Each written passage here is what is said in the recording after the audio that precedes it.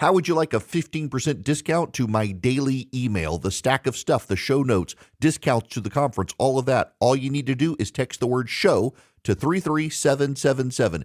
You'll get the annual subscription with a 15% discount to my daily email. You'll get the stack of stuff, the links to the show notes, discounts to the conference, and so much more.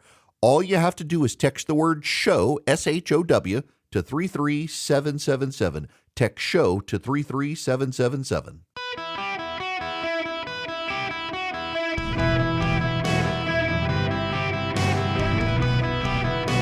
Welcome to the Eric Erickson Show podcast, Hour 2. Ladies and gentlemen, welcome. It's Eric Erickson here.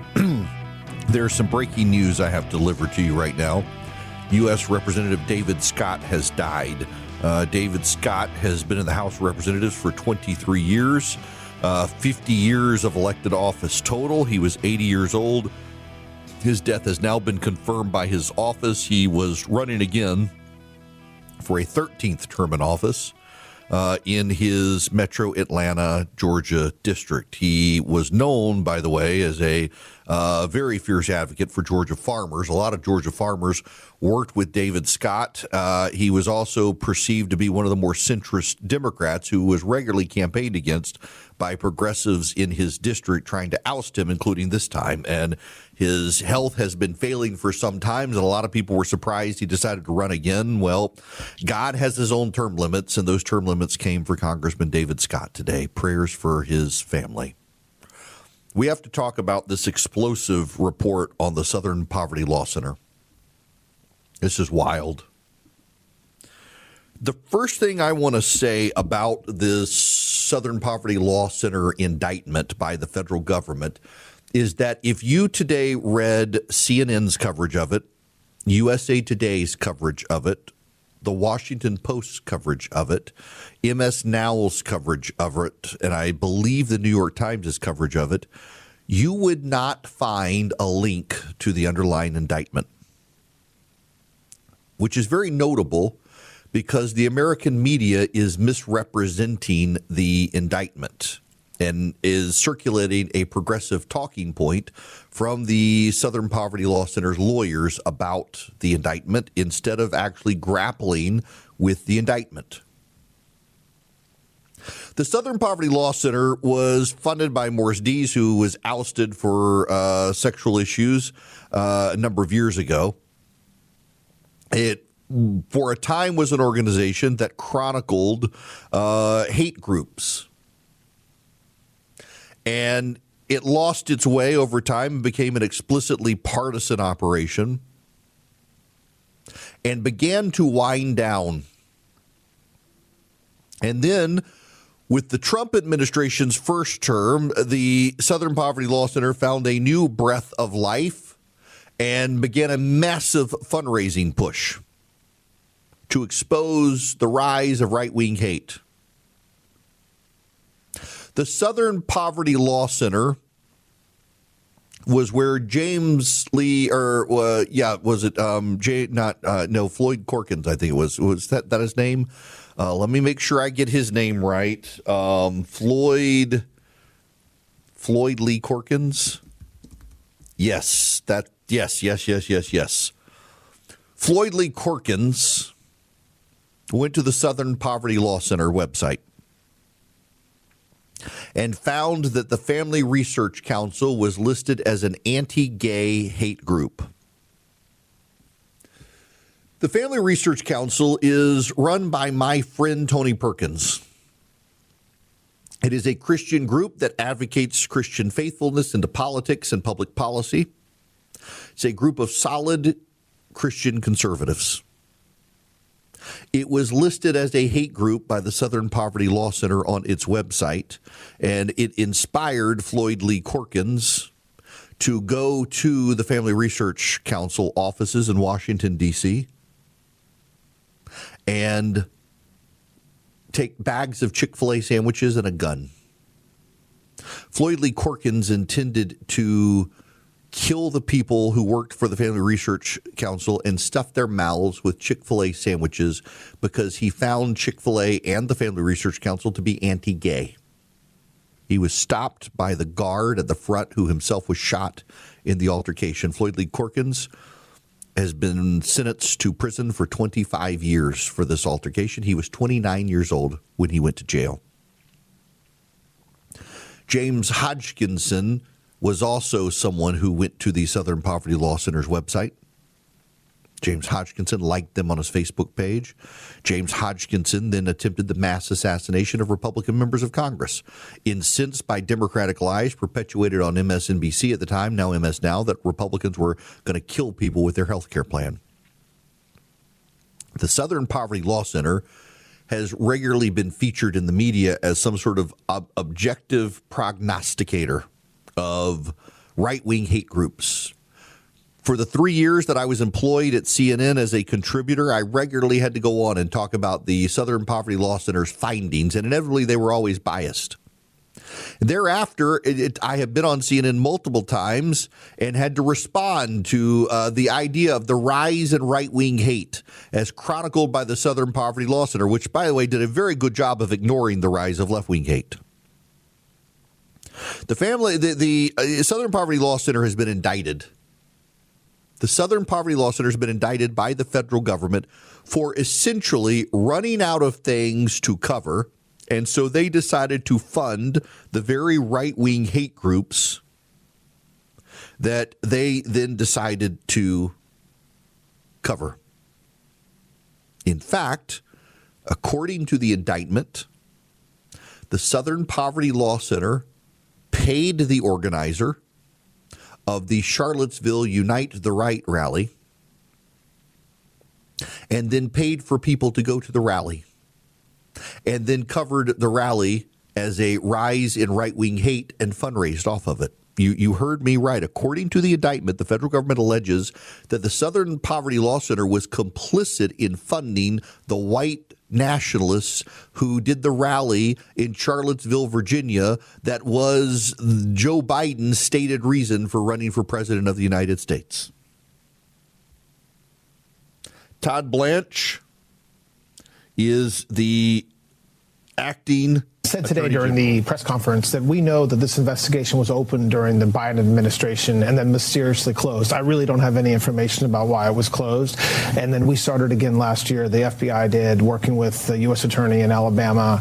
And it's extraordinarily egregious. You just talked about it. But imagine a donor to the SPLC if they were told, by the way, we're going to give the money you're giving us to the Ku Klux Klan. Okay? Like, in some cases, over $1 million. I mean, it's incredible. Now, they say they're no longer using these informants in this way and that it was necessary because they had all sorts of threats against the organization, firebombing threats and other acts of purported violence.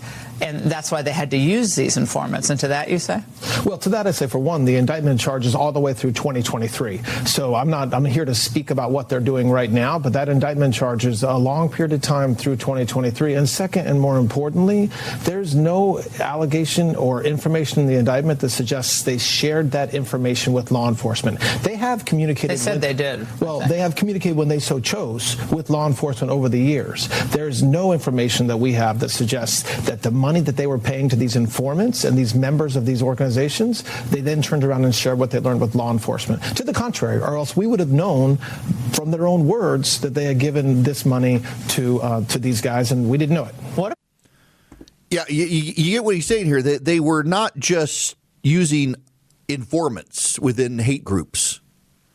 They were propping up the hate groups with their money and then running donations on the existence of the hate groups. So what the spin from the media today is, and the spin from the left is that the Southern Poverty Law Center was just paying informants inside these hate groups. No, it goes much more beyond that. Here's more from Todd Blanche.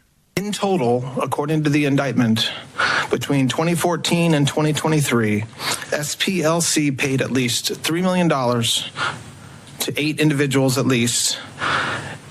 These individuals were affiliated with the Ku Klux Klan, United Klans of America, National Socialist Movement, Aryan Nations Affiliated Sadistic Souls Motorcycle Club, the Nationalist Socialist Party of America, Nazis, and the American Front. Now, As the indictment lays out, after SPLC paid members of these extremist groups, it created work product that reported on these activities that the members participated in or contributed to. And to that end, it was doing the exact opposite of what it's told its donors it was doing. Not dismantling extremism, but funding it. To carry out this scheme, SPLC created bank accounts in the name of at least 5 completely fictitious organizations that had no bona fide employees or legitimate business purpose. Yeah, by the way, they weren't even incorporated entities. They just came up with these names. One more from Todd Blanche on this. It's been going on for a long time. There was a time that it was shut down for a while during the last administration. I don't know why, and it was started again over the past year or so, and that brings us to today. Sorry, you mean the investigation began before this administration and then was shut down during the Biden administration? That's my understanding. I don't have information beyond what I just said around that. Now, I want to expose to you how the media in the United States is covering this. This is CNN's coverage, which, again, CNN refused to link to the underlying indictment. Quote, the indictment offers little to back up the acting attorney general's claim that the payments were used to fund crimes by the violent extremist groups, but it describes some of the informants who the SPLC was allegedly paying.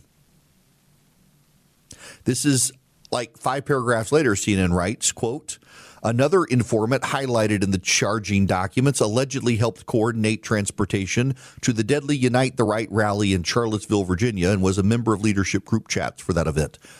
I want to read for you what the indictment actually says, and it uses numbers, F37 in this case, and it stands for field source. The SPLC called them field sources. F37 was a member of the online leadership chat group that planned the 2017 Unite the Right event in Charlottesville, Virginia, and attended the event at the direction of the SPLC. You got that? He went to the event at the direction of the Southern Poverty Law Center. He made racist postings under the supervision of the Southern Poverty Law Center and helped coordinate transportation to the event for several attendees. Between 2015 and 2023, the Southern Poverty Law Center secretly paid him more than $270,000. If you were to text Eric to 33777, you'd see my morning piece on this, where I covered the Virginia redistricting fight and the SPLC, and I linked to the indictment, unlike the major press outlets that are misrepresenting the indictment. They're accused not of paying informants. They're accused of wire fraud. They're accused of mail fraud. Let me just read you some of these. F9, again, F9 is a field source, was affiliated with the neo-Nazi organization, the National Alliance, and served as a field source for the SPLC for more than 20 years. His activities included fundraising for the National Alliance. Between 2014 and 2023, the Southern Poverty Law Center secretly paid him more than $1 million. In 2014, he entered the headquarters of a violent extremist group and stole 25 boxes of their documents. He coordinated payment for the copying of the materials with a high-level SPLC employee who had knowledge the documents had been stolen. The original stolen materials were returned to the violent extremist group in a second illegal entry by the same person. Thereafter, the high-level SPLC employee utilized the documents in part as the basis for a story published on the SPLC's Hate Watch website and authored by the employee. Another field source was then blamed for the theft and paid $6,000 by the SPLC to falsely take responsibility for the theft. Another field source was the Imperial Wizard of the United Klans of America. In an article published on November 22, 2013, the SPLC described the group as a millennial reboot of what was once a serious domestic threat. In its prime, the United Klans of America was responsible for, among other things, the 16th Street Baptist Church bombing in Birmingham, Alabama, which resulted in the death of 4 little girls in 1963. You got that? They paid the Imperial Wizard of the United Klans of America and got the group restarted. The group was on the decline. Another field source was reported as an officer of the National Socialist Movement and the Aryan Nations affiliated Sadistic Souls Motorcycle Club and received $300,000 from the SPLC. You know my favorite, though? You know what my favorite was? And I suspect this is the one in Georgia, in North Georgia. Those of you up there may remember this case. I'm not sure this is it, but I'm pretty sure.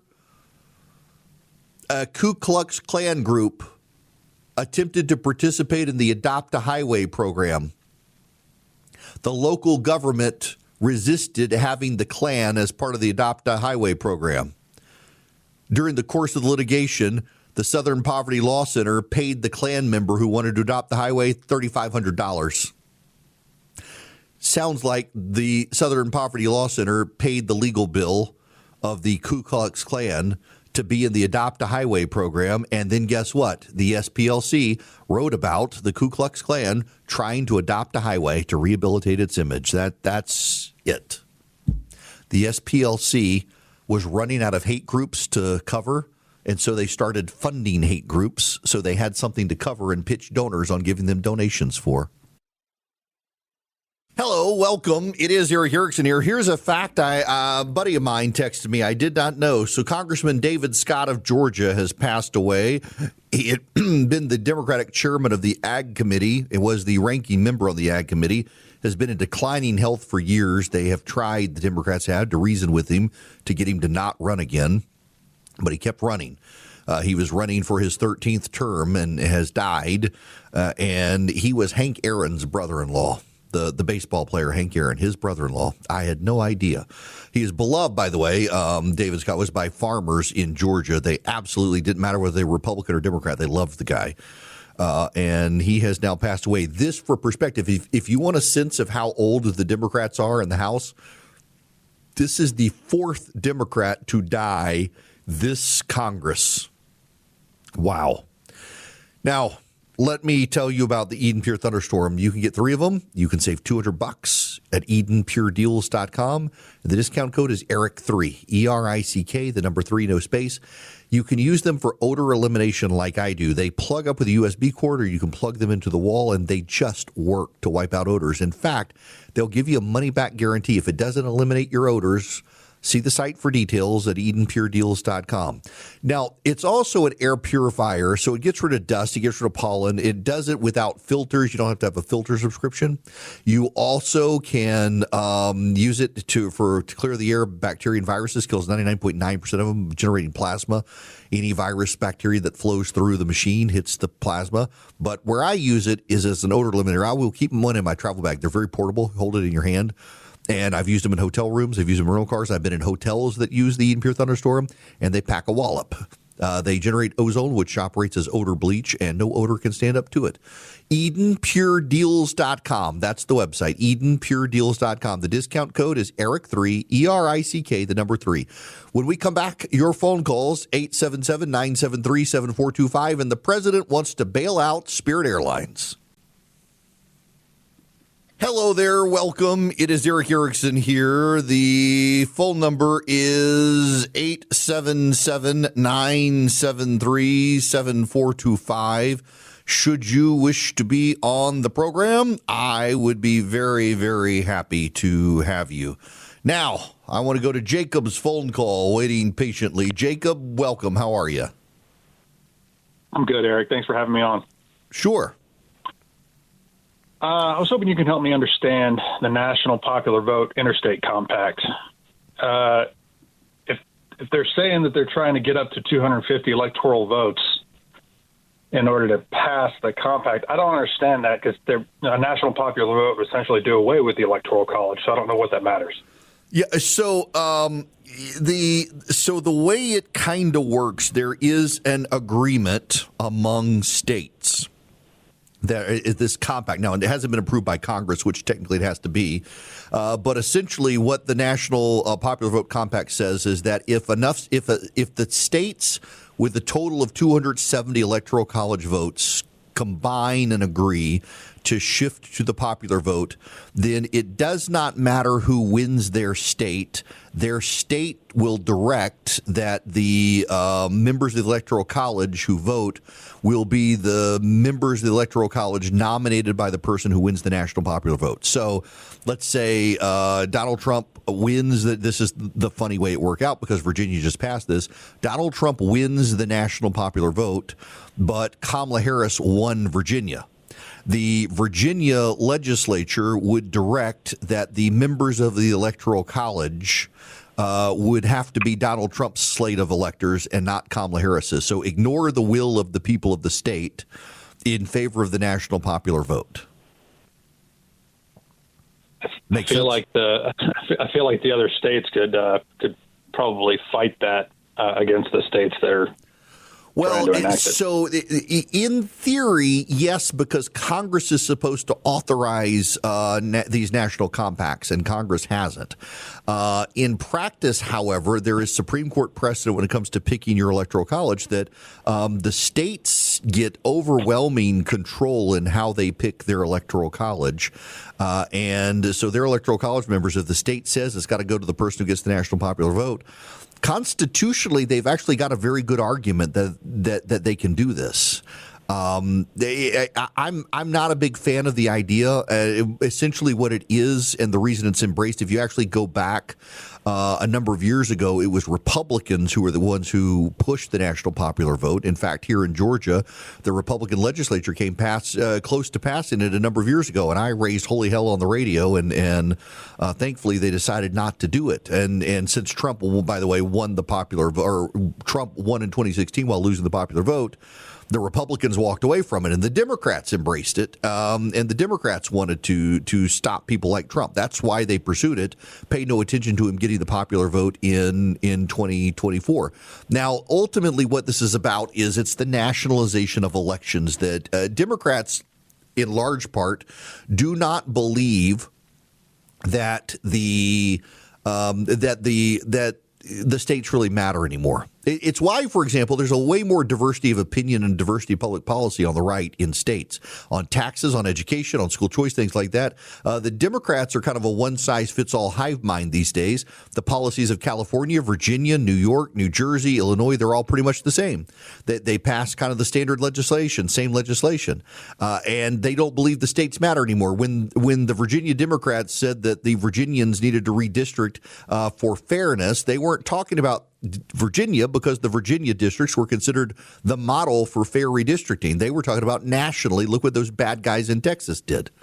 They largely have rendered the states meaningless. They would love to get rid of the states. And the National Popular Vote Compact is one way to make the states irrelevant. It's on the voters if they want to stand up for state sovereignty or not, though. That ultimately is what it's about, is state sovereignty. Now, I got to move on to a very bad idea. Today may be a day where I utter too much criticism of the administration, but it's deserved. The Trump administration is looking at a bailout of Spirit Airlines. Now, if you've never been on Spirit Airlines, I just, full disclosure, I have never been on Spirit Airlines. I don't have an insurance rider that would prohibit me, but I kind of wish I had one. Spirit Airlines is the no frills airline. If you know the comedian, John Crist? He's got a stand-up special, and he talks about flying Spirit Airlines as a poor comedian. And they had a medical emergency on Spirit Airlines, and the stewardess gets on the intercom and says, "Do we have a doctor on board?" And he's like, "Lady, the doctors are on Delta." It's a fair point. I was on a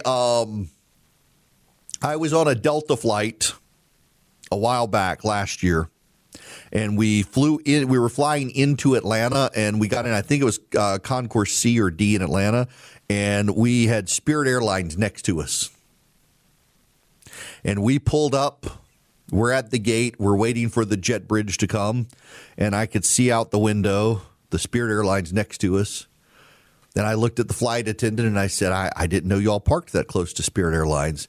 And she fell out laughing. She says, don't worry.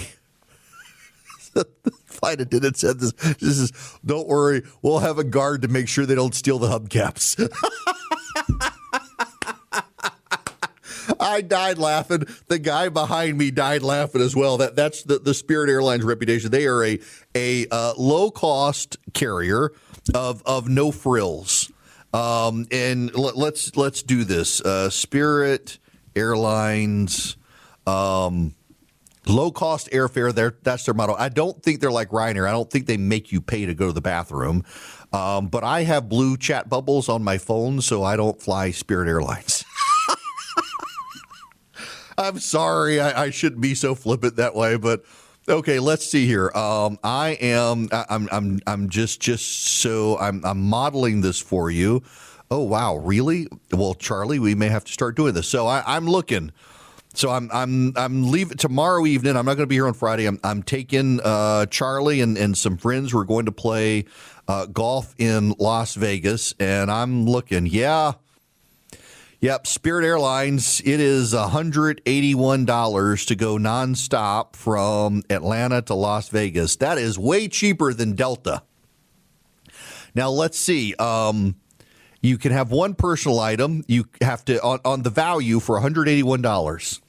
You got to pay for your carry-on bag. You got to pay for your check bag. You got to pay for your seat selection. You got to pay for a flight change. You got to pay for snacks and drinks.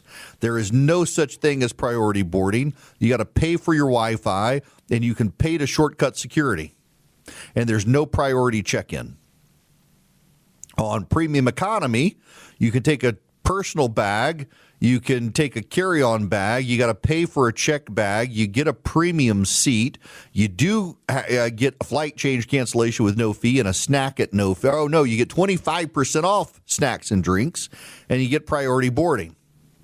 And if you go first class, everything's included in the price. Now, the price of the first class ticket for nonstop to Las Vegas from Atlanta, Georgia, tomorrow is $551.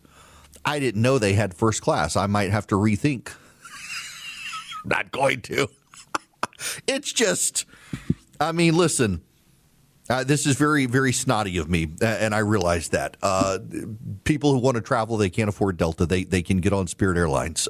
In Atlanta, Georgia, where Spirit has a major hub, Spirit flies out of the North Terminal. In Atlanta, you have the South Terminal and the North Terminal, and all Delta flights go out of the South Terminal, and everybody else goes out of the North Terminal. Frontier, Southwest, Spirit, all the international airlines go to the international terminal, but American, United, Spirit, Frontier, JetBlue, they all go out of the North Terminal. And in Atlanta, there is a joke that you have North Terminal problems. Fights at the airport, North Terminal. Theft at the airport, North Terminal. Things not working right, North Terminal. In South Terminal, it's Delta, and it's glorious. And a lot of the jokes on the North Terminal are Spirit. And here's part of the problem. I understand that there are people who can't afford a Delta flight to Las Vegas for $1,000 or in economy maybe $500, but they can afford the $181 trip on Spirit to Las Vegas. I get that. Problem is, Spirit Airlines has the reputation of being the airline that you're just slumming it on the way. They're nickeled and dimed, and the worst of society flies Spirit Airlines. That's just true. You want to see an airport fight? It's probably going to be people flying Spirit Airlines. You want to see all the drama that happens? Probably going to be Spirit Airlines. Now, here's the problem.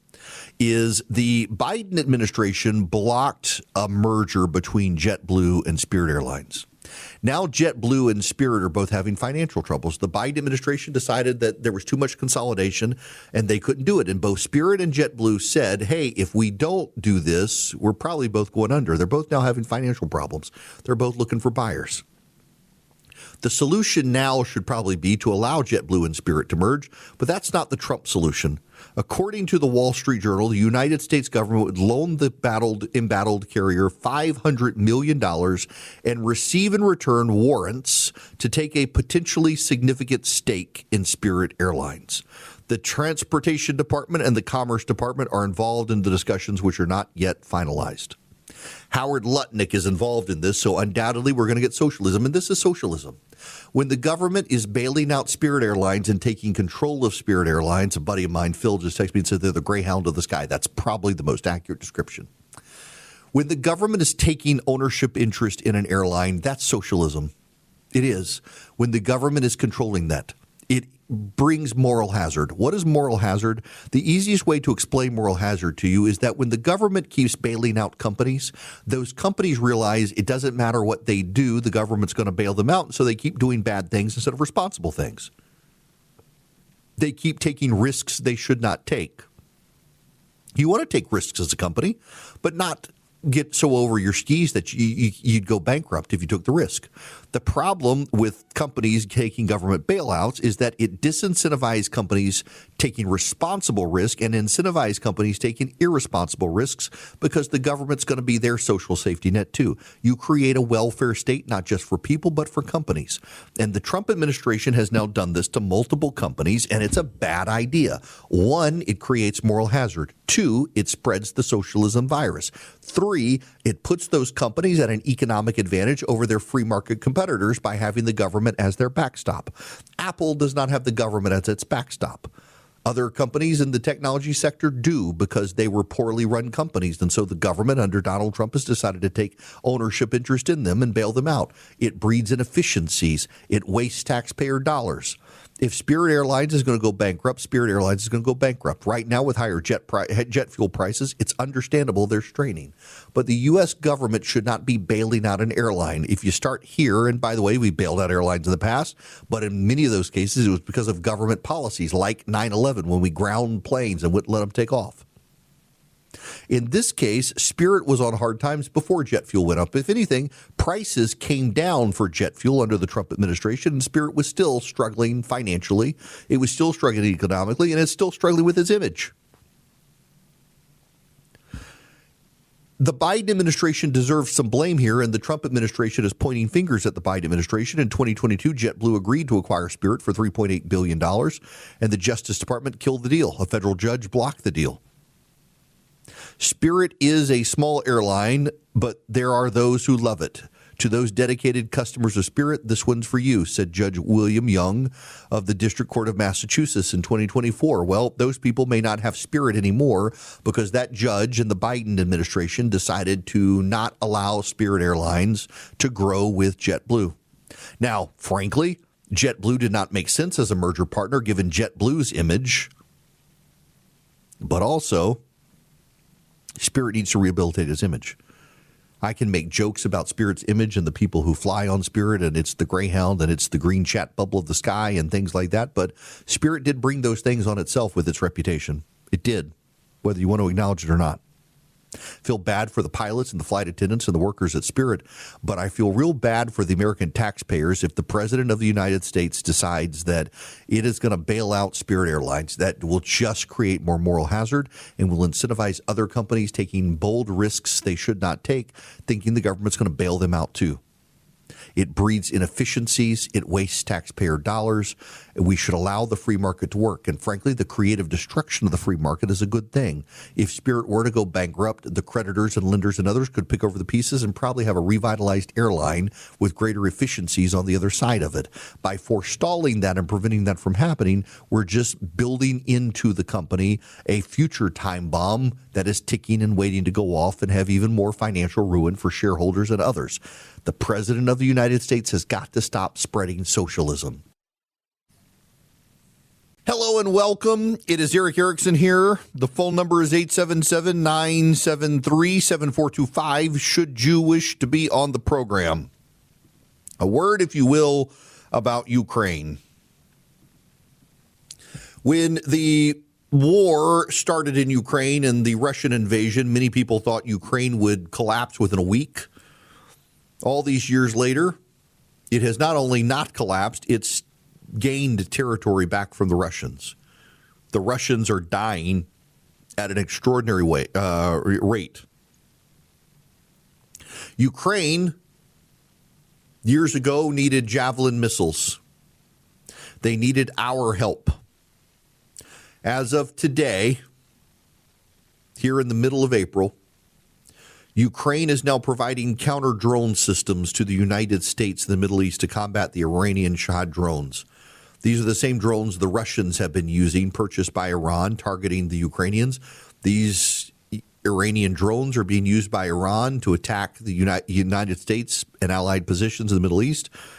Ukraine has now stepped up to provide us the technologies to help defeat them. This small country in Europe, it's kind of a sizable country in Europe, went from needing our help to helping us. For reasons that boggle my mind, the Vice President of the United States has for years treated Ukraine as a pariah state, has wanted us to get out of Ukraine, has wanted us to stop helping Ukraine, has persuaded the President of the United States that the Ukrainians were the bad guys, that they provoked this war somehow. The President has believed it all and treated Ukraine terribly when they are our natural ally. And the Ukrainians continue to step up and help us. The Ukrainians are not the bad guys. They are the victims of Russian aggression. And we have, as a country, got to start doing a better job of learning right from wrong here and learning who is right and who is wrong, because Ukraine is in the right and they're fighting for their homeland. They've done such an impressive job, and now they're helping us in the Middle East. They're our natural ally, not the Russians. And the people around the president whispering bad things about Ukraine, well, I wish they would shut up now. Swiss America wants you to come find out what's happening in the markets and get in the know before your neighbors. Go to SwissAmerica.com/Eric. You can stay informed, engaged, know what's up before others do by following along their news and views tabs, their blog, their podcast. All of it is available at SwissAmerica.com/Eric. In fact, if you go to SwissAmerica.com/Eric today, you can also sign up for their Secret War on Cash report. The secret war on cash is how the government tries to steer your spending in ways they can monitor, so they really don't like you using crypto. They really don't like you using cash. Go to SwissAmerica.com/Eric today, SwissAmerica.com/Eric. Sign up for Swiss America's podcast. Sign up for their Secret War on Cash report. You get it completely free. And click their news and views tabs and get in the know faster than your friends and family so you can keep them informed. And if you're a self-starter investor, make your decisions informed by Swiss America. SwissAmerica.com/ERICK. SwissAmerica.com/Eric. Go check them out today.